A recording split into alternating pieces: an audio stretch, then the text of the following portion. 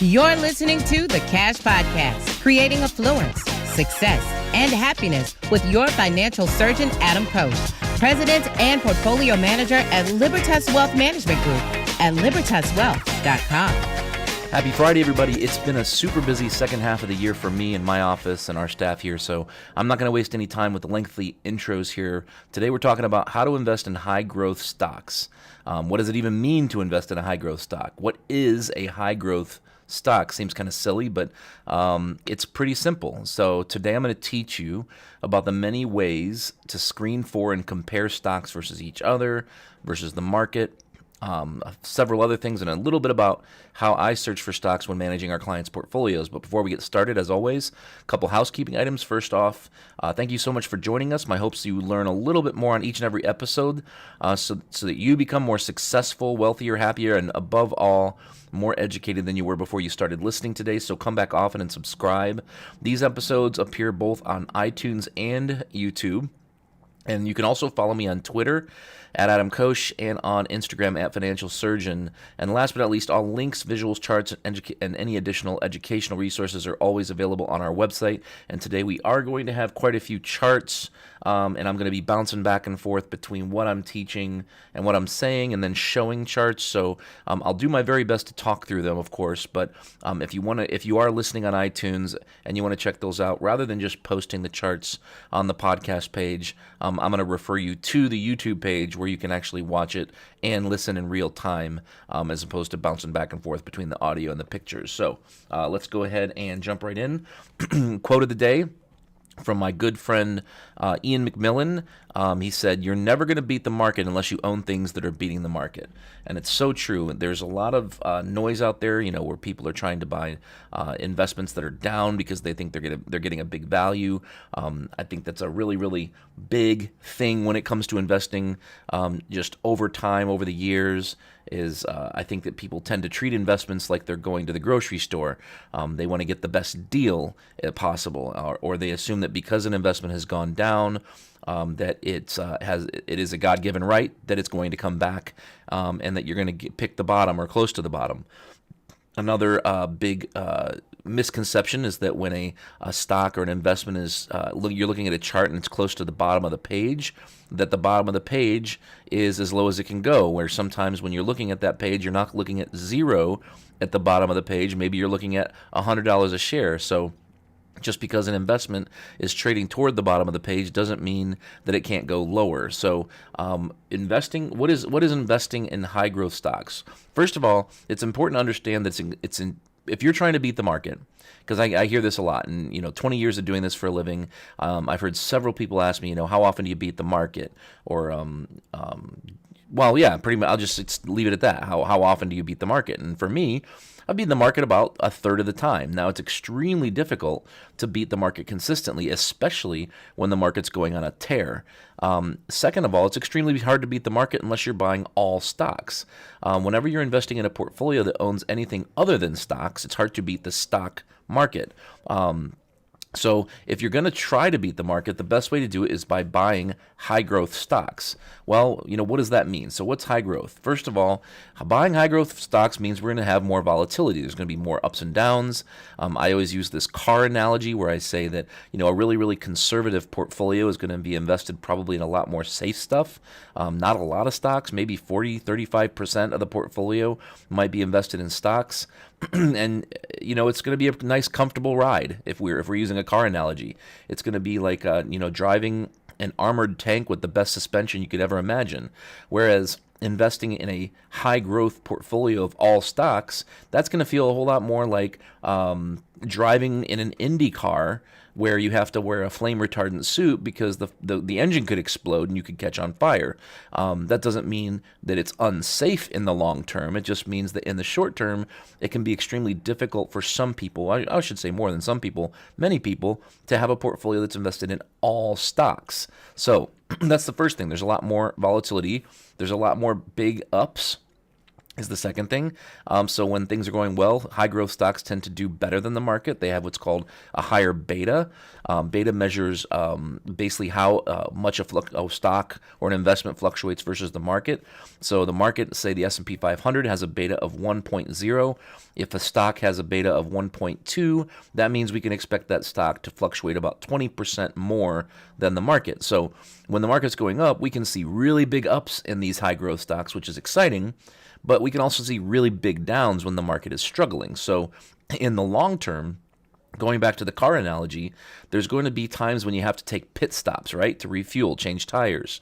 There might even be accidents involved where we're trying to make sure we don't completely wreck the car, right? But we have to get back on the track. And in the long term, the Indy car is probably going to beat the big, huge, heavy, steel, reinforced, armored tank with great suspension because it's just going to get there in the long term faster. The tortoise and the hare story doesn't really apply here, I guess is what I'm saying. It also takes extreme consistency and patience to invest in stocks in general, but in high growth stocks, momentum stocks is what we're talking about here. Just because one doesn't work out doesn't mean they're all not going to work out. In fact, it's kind of like I'll use an analogy like this in a second here, but it's kind of like looking at sports. Say we'll just use the NFL for instance right now. There's going to be times when you have your favorite team. Let's just say they're having a great year and they've got a winning record. There's going to be times when they go on a losing streak and you think that the season's over. The same can be said in your stock portfolio if you're investing in all stocks, let's just say, is there's going to be times when the stocks you pick, the stocks you buy them for all the right reasons, you've done all the right research, but for whatever reason, the market just turns against you, and you go on a losing streak. It's almost like everything you buy just seems to go down. And that happens sometimes. There's the market breathes, and so do stocks. There's no such thing as a stock market that goes straight up. Otherwise, well, it wouldn't exist, period. I was going to say otherwise and come up with some other analogy, but it doesn't matter. So there's no such thing. So it takes consistency, it takes patience, it takes tolerance for losing sometimes, understanding that we're looking at the long term, not the short term. Because if we focus too much on the short term, what could happen is we could end up just abandoning the plan altogether. Now, I mentioned it's not always going to work, and what I mean by that is that no strategy works all the time, but a good strategy, and whether that's investing in high growth stocks, if you're somebody who likes to invest in really, really high quality but undervalued stocks, that's another strategy. Some people love dividend investing. I'm not a fan personally, and I have many reasons why. That's for another episode or an article, but I'm not a huge fan of dividend investing. But no strategy, whatever that strategy is going to work all the time. But a good, well thought out, rules-based strategy should work over time or over the long term, but not all the time. So what is high growth? Well, high growth just simply means high relative strength. Relative strength, we're going to call RS for short. High relative strength is all about buying the leaders, buying the winners, staying with strength. Low growth or low value can sometimes be seen as value investing. I know I mentioned a second ago buying value investing is often seen as buying high value companies that are underpriced at the current moment, but buying low value stocks that are just going down isn't always advisable. In fact, most of the time it's not advisable, because what tends to happen is the studies show that investments that have outperformed in the short term, we'll call it short to intermediate term, meaning in the last 3, 6, 12 months, have a tendency to continue to outperform for the next 3, 6, 12 months. However, those investments that underperform in the last 3, 6 months or so have a tendency to continue to underperform. If you go out further, the stocks that have outperformed in the last, say, 2 to 3 years have a tendency to underperform over the next 2 to 3 years, because we go through these processes called cycles. And there's a great way to look at cycles, which we're not going to do today, is looking at something called a relative rotation graph. In fact, I probably should have put one in this podcast, but I didn't think about it at the time, and I was in a hurry, so I apologize. But anyway, what we want to be doing here is we want to be buying winners, buying leaders that have been exhibiting good relative strength. In other words, good strength relative to the market, relative to their peers, And then we want to make sure we're babysitting those investments, having an exit strategy in mind, and holding on to them for as long as that trend lasts. Kind of like a surfer on a surfboard. They get a good wave, they stay on that wave as long as they can until the wave dies, then they get off and they wait for a good wave. Mentioning earlier the whole idea that not every stock is going to work. In fact, many stocks are not going to work out in your favor. So sometimes when that surfer gets up on a wave, they realize it's a dead wave and they have to get off. And that's the key, by the way, to investing and occasionally making, I don't want to say a mistake, but when things don't go your way, it's not sticking with the mistake and adding more money as it goes down. In other words, adding more good money after bad money. So taking a stock that's at $100 a share and it starts to go down, it's at 90, adding more, then it goes down to 85, adding more. All of a sudden now you're married to this stock and you'll never sell it because you want to make sure it comes back to where it was at 100, at which point then maybe you'll sell it, but maybe it never comes back to 100 again. It might take years, if ever. So let's move on here and talk about how to screen for and look for high growth stocks, or how to measure relative strength. The first way to do it is by comparing one stock to another. So the first thing I'm going to show here, but I'll go back and forth quite a bit today. So for those of you listening on iTunes, what we're looking at on the screen here is a stock chart of Amazon. So this is Amazon stock. So going back to December of last year, actually November of last year. So it's a one-year chart. It's a really, really, really choppy chart going back the last 12 months. So, but it's up. So Amazon is up. Then we look at Dillard's, for instance.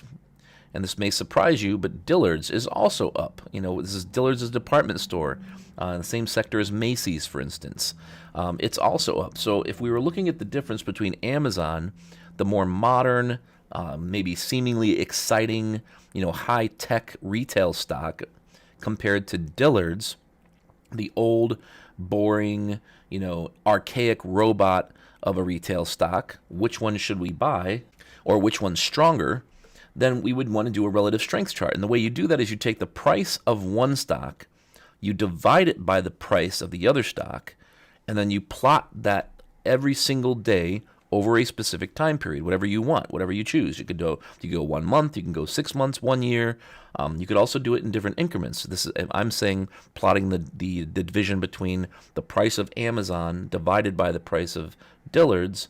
And I'm saying we'll do it daily. So every single day, and we're going to look at a daily chart, a daily relative strength chart of which of those two is stronger. Now, if I'm dividing Amazon by Dillard's, then if it's going up, in other words, the numerator determines which one's, if it's going up, that means Amazon is better. If the trend is down, that means that Amazon's not doing as well as Dillard's. So when doing a relative strength chart comparing one stock to the other, on stockcharts.com, by the way, which is free to anyone who wants to use it, what you do is you simply type in the first stock symbol, then you put a colon, so just 2 dots, and then you put the second stock symbol. So here I have Amazon, and then a colon, and then DDS, so Dillard's up here in the upper left-hand corner. And what you can very clearly see is that over the last 12 months, Amazon has been a laggard, clearly, versus Dillard's. Why? Because the strength of Amazon, remember Amazon's the numerator, which means if this chart's going down, that means Amazon is weaker. If I were to flip this upside down and I said, well, what if I compared Dillard's to Amazon? In other words, I took the division and made it Dillard's price divided by Amazon's price, then the chart would be up because obviously Dillard's would be stronger than Amazon and the numerator would be rising. So that's an example of how to compare one stock versus another. You can do this with any number of stocks you want. If you want to say compare Pepsi to Coke, if you want to compare two different stocks in the same industry, I used Amazon and Dillard's here, but if you want to compare two other stocks in an industry like NVIDIA versus AMD, for instance, we could do that and compare two microchip stocks or semiconductor stocks and say, look, I like them both, but which one's better? Which one's the stronger stock? And that's how you would do it. You could go to stockcharts.com. You could type in AMD NVDA, and you would have a relative strength chart that compares AMD to NVIDIA, and you would know which one is a stronger stock. So that's one way to do it. If I go back to my agenda here or my list, again, first one is to compare one stock to the other by dividing one stock's price by another and creating a ratio and then tracking that ratio. The second way is to compare one stock versus the market. Now, this isn't all that different. All we're doing here is we're taking the stock's price and we're dividing it by the S&P 500. You could also use the NASDAQ if you wanted. You could use the Dow. If you were getting really specific, maybe what you would do is take, if you had an international stock, you would take the international stock and you would compare it to the ACWI, which is the All Country World Index. And that would be a way you can compare that international stock to the international markets as opposed to comparing it to the U.S. markets, for instance. So in this case, the second example I want to show you is just comparing a stock to the market. So I've used Dillard's again, just because I had it handy and I was already typing it in stock charts anyway. So again, stockcharts.com, what I did here is I took DDS, that is the symbol for Dillard's, colon, and then I used the S&P 500 index. And for that, you need to put the dollar sign in front of it first, then SPX, which is the symbol for the S&P 500. And now what we have is a chart that if it's going up, Dillard's is stronger than the market. And if it were going down, Dillard's would be weaker than the market, or the market would be stronger than Dillard's. You could also use the SPY, by the way, if you don't want to use the actual index itself, and that would be, DDS colon SPY, for instance, is one you could use. But anyway, this is how you compare any stock you want to the market. And again, you could also, instead of the S&P 500, you could use the NASDAQ. You could use the Qs, so QQQ. You could use the Dow, so DIA. The diamonds is what they're called for short, but that's how you might compare. If you say, I'm looking at some stocks and I like these companies, but would it be better to own just the S&P 500, the index, or would it be better to own this stock? And what you'd obviously be looking for, if you type in the symbol colon whatever the index is you're looking at, you'd be looking at something that's rising, obviously, over the shorter and intermediate term versus the market. So that's the second way to do it. Now, the next way that we're going to look at things is by comparing many stocks to many stocks.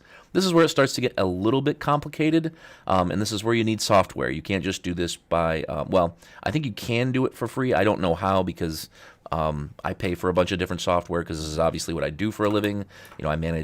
We do financial planning here, retirement planning, estate planning, tax planning, insurance planning. We build financial plans. We manage portfolios. We're constantly looking at stocks, bonds, currencies, commodities, all day long. So we have to have processes and systems in place which are driven by software that we pay for. So the software that I'll talk about, like companies like Optima is one of the biggest pieces of software that I use a lot. Now, second most would probably be MarketSmith with Investors Business Daily, or IBD.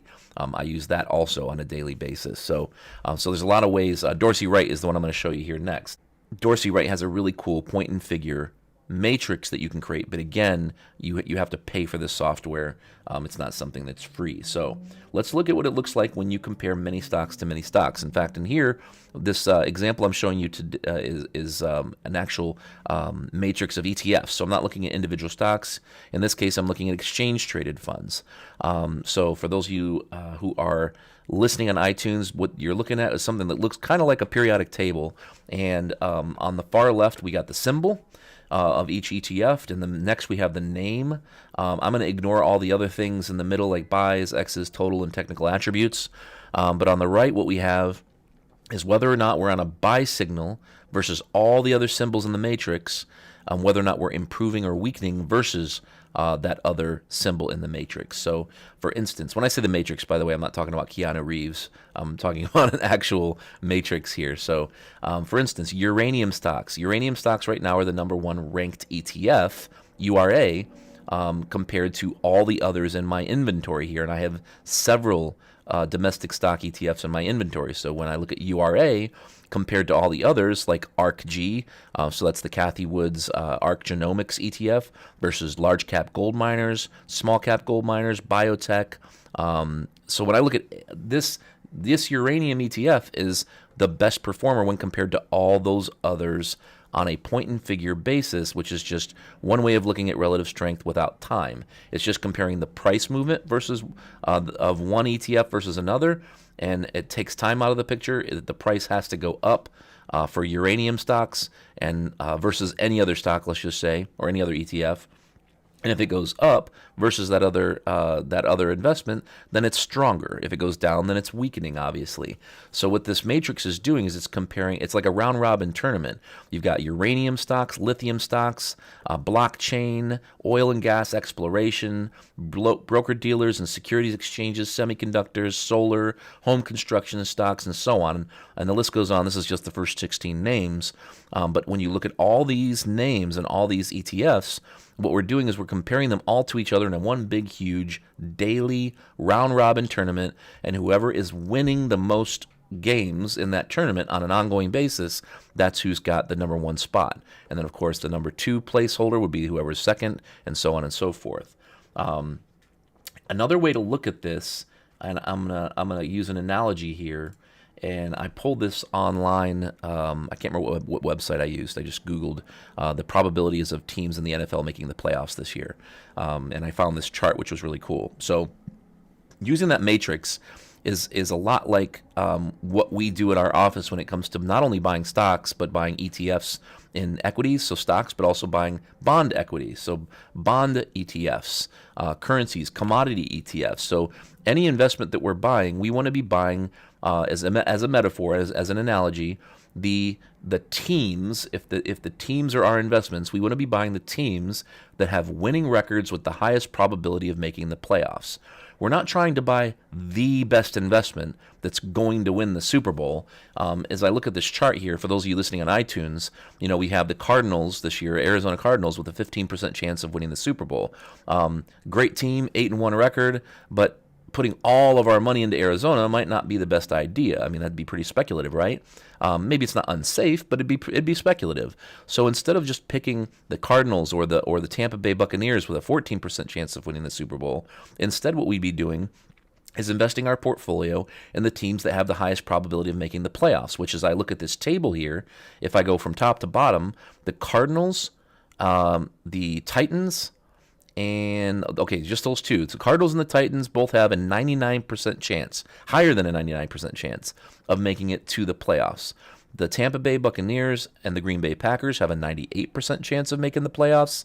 And then you've got the Rams and the Cowboys with a 95% chance, then the Ravens at 85% and the Bills at 89%. So if the NFL teams were our investments, that's what we'd be doing. We'd be following trends.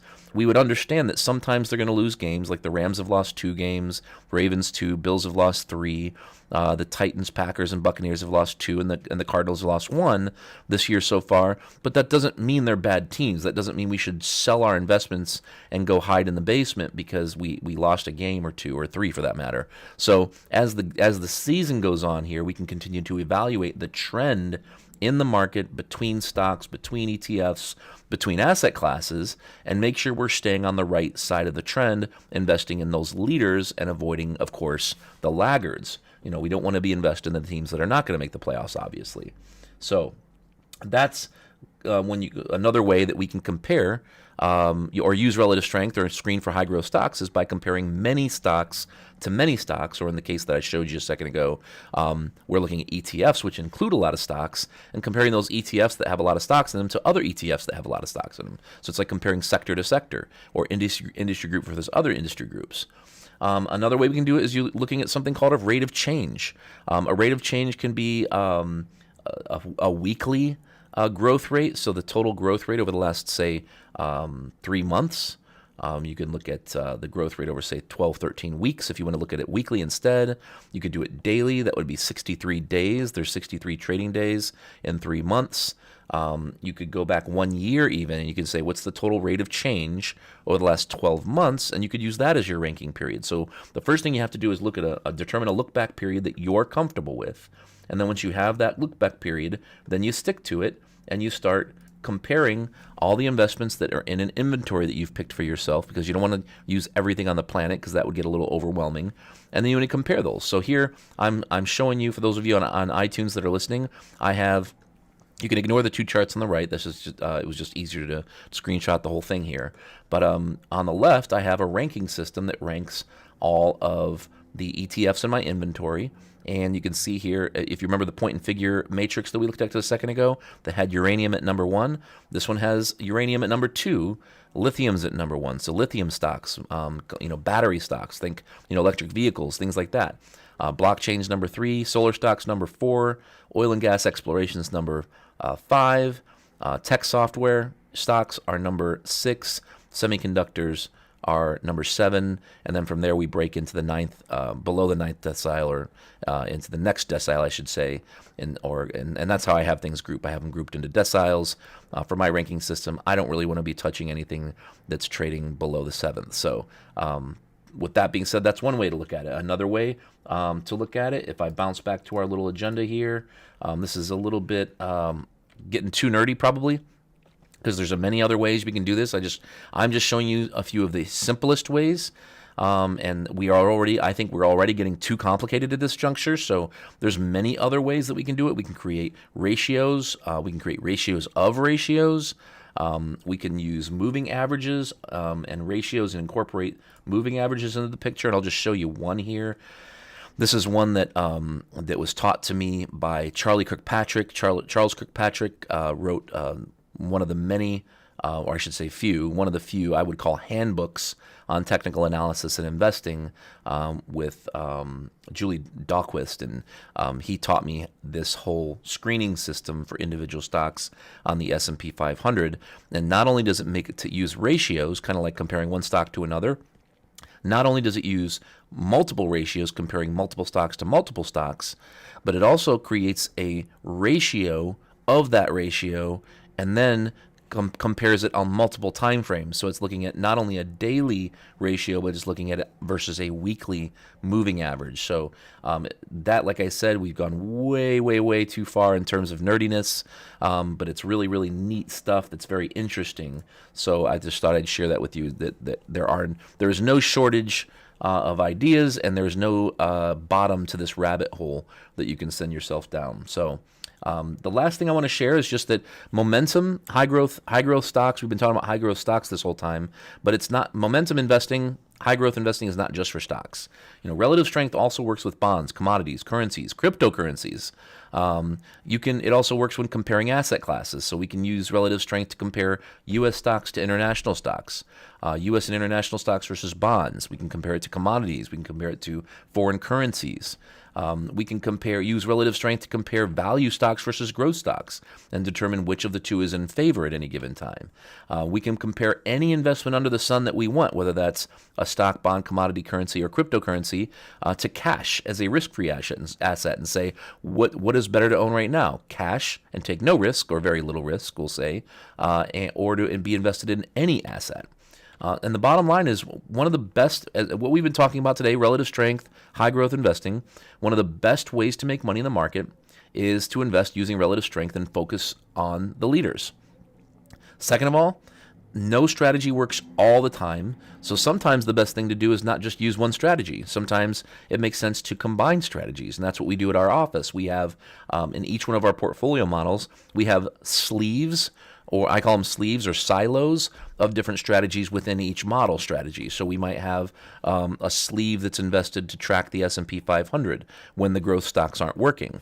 We might have a sleeve that not only tracks the S&P 500 but provides a cushion below our feet. Let's just say that cushions us in the case that the market goes through a flash crash or another corona crash. There might be a stay with the playoff teams type strategy, and then there might be another strategy that incorporates individual stocks, depending on how aggressive the model happens to me. But the bottom line here is none of these strategies are going to work all the time, like I said earlier. So what we want to do is we might want to combine strategies, or you might want to combine strategies, so you have something that's working all the time, regardless of what the market's throwing at you. And then last but not least, this was a quote that goes around a lot in our industry, and I think it's so important because I think sometimes people mistake the analysis being wrong, which is fine, because the analysis isn't going to be right all the time. Can you imagine if the analysis was right all the time? That would be phenomenal, right? If the analysis were right every time, you would never ever lose on any investment you ever purchased. Stock, bond, commodity, microcap, cryptocurrency, everything you bought would go up because your analysis was so perfect. So I can't even imagine what that would be like. It would be great, but it just doesn't exist. So when the analysis is wrong, that means it just didn't work this time. That doesn't mean it doesn't work. So the quote that goes around in our industry a lot, and this was taught to me probably more than a decade ago at this point, was there's nothing wrong with being wrong. You just can't stay wrong. So there's going to be times when things don't work. And to use one more analogy here, there's going to be times when if we use a 4x400 meter race is our analogy for high growth investing, where 4 runners are faster than 1. When that first runner comes around the track and starts to slow down and passes the baton to the next runner, that runner's going to start to speed up. And if that runner happens to break his or her ankle in the first 20 meters, we don't just want to leave the runner there. We also don't want to pick the runner up and push him along or push her along, because the ankle's just going to get worse. We just want to, again, there's nothing wrong with being wrong. There's nothing wrong with having a runner that breaks his or her ankle in the first 20 meters. We just want to get that runner off the track, make a change, and buy something else, or maybe sometimes buy nothing at all, right? So with that all being said, that's it for today's show. Be sure to share this episode with your friends and family, and if you think they would benefit, you could also, if you'd like to discuss your personal situation further, remember that you never have to be a client to ask a question. So if you'd like to set up an introduction call with me, feel free to email us at info@libertaswealth.com. Or head over to our contact page at libertaswealth.com, and there's a form there where you can fill it out and send us a message. Be the first to watch and listen to these episodes by subscribing both on iTunes and YouTube. And don't forget, if you head over to libertaswealth.com, you can sign up to not only get these updates for podcasts, you can also get our other screencasts, videos, articles that I write delivered directly to your email inbox whenever they're released. Feel free to follow us on Facebook at facebook.com, easy for me to say, and that's facebook.com/LibertasWealth. I'm also on Twitter at Adam Koch, as well as Instagram at Financial Surgeon. And as I always say, there's thousands of podcasts out there. You chose to give ours a listen today, and we really appreciate it. So thank you so much for joining us, and we'll see you next time.